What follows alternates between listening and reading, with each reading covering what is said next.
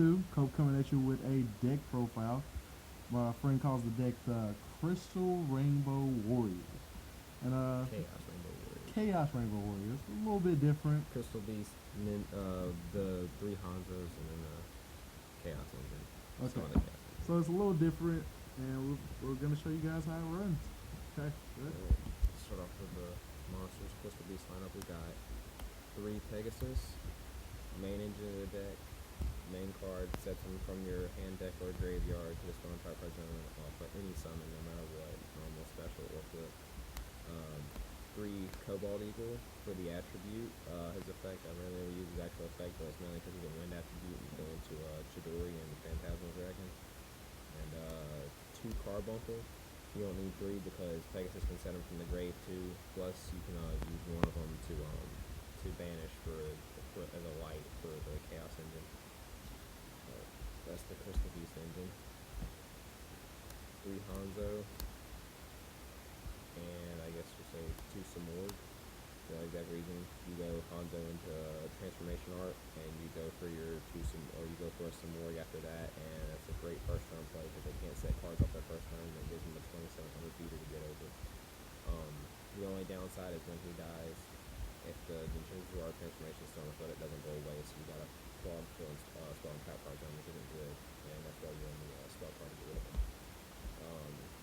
2 Summoner Monks, because they're all level 4 basically, except for Carbuncle. So you can special summon anything you get off of it. If you have a Ninjutsu transformation on the field already, you do one first hand, you just set it, go Monk into a Hanzo.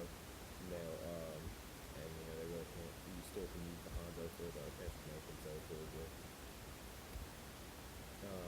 DLS and Chaos Sorcerer for the Chaos monsters, basically, because there's plenty enough lights and darks, and they're surprisingly more consistent than expected, and they win games. So gotta have those. 2 tour guides for obvious reasons. And for the hand trap lineup, I have 2 Drags, 2 Veilers, and 2 Maxi. And for the spell cards, I have 1 Abundance, 2 Promise, and 3 Beacon. And that's basically all you need for that's all the Crystal Beast spell engine. Beacon special summons 1 from the deck if you have 2 or more in the spell and trap card zone. Promise special summons 1 from the spell and trap card zone, and Abundance wins games. It just sends, if you have 4 in the spell and trap card zone, send them all to this graveyard. Send all cards on the field to the graveyard. Then special summon as many Crystal Beasts from your graveyard up to the amount of cards that was sent to the graveyard from your opponent's side of the field. So basically, it clears the whole field. It sends to the grave. It doesn't blow up. So it just sends them. So a lot of cards that say, if they're destroyed, you can detach and save materials and stuff like that. That doesn't matter. And they can't negate it because it's not destroying. Well, they can negate it, but they can't negate it by cards that negate destruction. So, and it pretty much wins games. So, Rhoda to get Hanzo, obviously, and Armor Ninjutsu Art of Alchemy to get rid of the dead Ninjutsu Art cards on the field, and you get a +2 off of it. Dark Hole, Mind Control, and 3 MSTs for the staples. And the only 2 traps you run in the deck, because you can't clog your spell and trap card zone, are the 2 Ninjutsu Art of Transformation to go for some more, which is really good.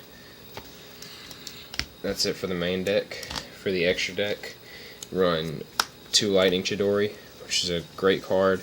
Super good. He does a lot of work. If you can go for if they have a big boss monster on the field, you can bounce it to the top of the deck if they went through a lot to summon it, and they'll have to re-go through the whole process. Next turn, they'll top deck it, or if they have something dead on the field that they're really just kind of sitting on after they did their whole loop, and you pretty much wipe their field, then you just bounce to the top of the deck, and they keep top decking a dead card that they really can't do much with. And plus, when he hits the field, you can send a set card from their field to the bottom of the deck, and that gets rid of a back row sometimes that can negate your attacks and stuff. It's a really good card, and he's really consistent, so he's the main guy you go for.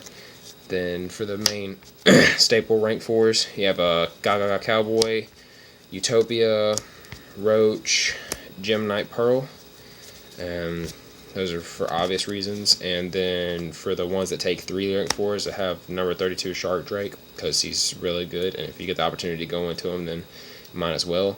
And then Harpy's Phantasmal Dragon, which is really good in this deck because this is why you run so many wins for the Chidoris and for Phantasmal. Because he can attack directly as long as he has materials on him. At the end phase, detach a material. He can't be targeted for card effects or attacks. And he's super easy to go into if you just start promising and using Beacon to get out all your Pegasus and looping them. It's real easy. So he's a really good card because he just sits on the field and nobody can get past him. So he's really good. And then for the rank 3s, run number 49 Fortune Tune, which is one of my favorite cards to go for with Tour Guide, obviously, because when he dies, he reloops the Tour Guide engine back in the deck, and he can't be targeted for card effects. Plus, you get plus 500 off of every standby phase. So I go for him instead of going for Zen mains, first turn Zen mains with Tour Guide like most people do, but I still do run Zen mains. And Lava Air, because you banish a lot with this deck, obviously. Met-equipped Engineer, I'm kind of teching him, I guess you could say. I'm experimenting. I haven't really brought him out too much. He's not really consistent because he's never really needed. But when I do bring him out, he's done some pretty good work, done a pretty good job when he's been out there. But it's still kind of iffy. He's just filling space because I can't find nothing else to put in here. Number 20, Giga Brilliant, because sometimes you just have a Tour Guide in the hand after you made a huge play of nothing but special summoning, and you want to go for a game, give everything that extra buff. And then for the tech cards, I have Catastor, just in case I have a Dead Veiler in hand or something like that, and I want to go for Catastor to get around big boss monsters. He's there, and Gustav Max, just for the double track play. And that's pretty much the only reason he's in there. I rarely ever go into him, but when you do, he does a lot of damage. But that's the deck. Alright guys, that's the Crystal Warrior deck. And one card I gotta explain in the extra deck. Some people have problems going into facing the Evil Swarm deck. So I'll pull out that what is it called? Gem Knight? Gem Knight is 50 over Ophion, kids. Please run this card. If you ever match up with Evil Swarms and they sitting on that Ophion and you like, there's no way you can get around it. You can't special summon your monsters. You can't do anything, and they always over you by 50. Guess what, kids? He is 26, and he gets over Ophion by 50. This was Cope 2, bringing you a deck profile with the Crystal Warriors. Real quick. A lot of people don't realize is that it's like everybody pretty much, if you don't run this card and you don't find a reason to, you most likely, in the recent formats before Exceeds came out, you ran Gaia as the basic rank 6, 2600 beater. He is the Gaia of the Exceeds, the basic monster that has no effect. That is just the 2600 beater. So if you ran Gaia in the Synchro format, then there's no reason to not run him in here because he's just a beater. He gets over a lot of boss monsters. Oh, yeah. So. Well, guys, that's the Crystal Beast deck. Gonna be coming at you with some Bujin deck profile here soon, guys. I'm gonna show you what I got right now. I have just the staples, the Yamato and Susanoo and the Bears right now, but Cope 2's coming at you with your deck profiles and all your little nifty stuff about Yu-Gi-Oh! And again, guys, have a nice day.